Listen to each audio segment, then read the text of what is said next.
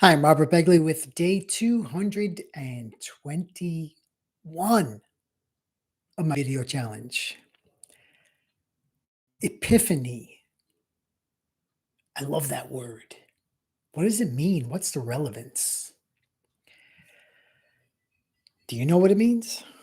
Merriam-Webster says it is an unusually sudden manifestation or perception of the essential nature or meaning of something. Wow, that's a lot.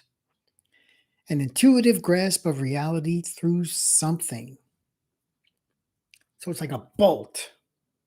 That's the secular meaning, which I don't hear very often, but another definition is the manifestation of Christ to the Gentiles as represented by the Magi, the gift of the Magi. And that is from Matthew 21:12. No, 2:1-1-2. So it's a religious holiday. And me growing up raised as a Catholic, Epiphany, frankly, was more important than Christmas. It's the 12th day after Christmas. Shakespeare has a play called Twelfth Night. And the reason, especially my father, liked Epiphany, he thought Christmas was too commercial. It was not enough about Christ. And he wanted more Christ. And the story of the three kings traveling from somewhere in the Middle East, and they brought myrrh and frankincense and gold. And I remember seeing an Amazon an Amazon meme that had the three of those, frankincense, gold, and myrrh, and it says, "People have bought these, have also bought," with the suggestion of other things. Boy, I'm still have a little bit of a cough from my New York cold that I caught up there. But Epiphany to me is family. Always think of my family, particularly my father. But after both my parents passed away, one of my sisters made it a point to have gatherings in Brooklyn. And the last one we had together was in the Bronx. And it was a blizzard. Carrie Ann and I went first, we went to the Bronx Botanical Gardens and saw the beautiful train show, then went to see the family. And I'll never forget that. I always think of that day, January 6th. One other memory I have actually is in Mexico.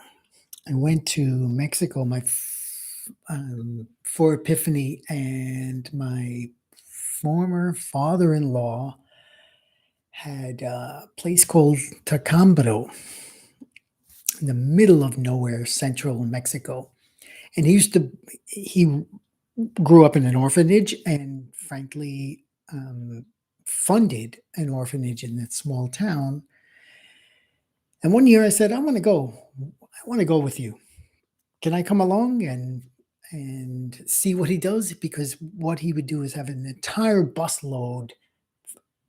filled with gifts for all the kids. And I wanted to experience that. So he and I went to the middle of nowhere in Mexico, super poor. And the kids had to put on a little performance. I remember him saying, no baile, no regala. In other words, if you don't dance, kids, usually the boys were the ones in the background. If you don't dance, you don't get gifts. And then the boys would jump in and do so. So this one time I'm there, the bus is delayed. We're waiting forever. And he wants to go back to his town and take me with him. And I figure, you know what?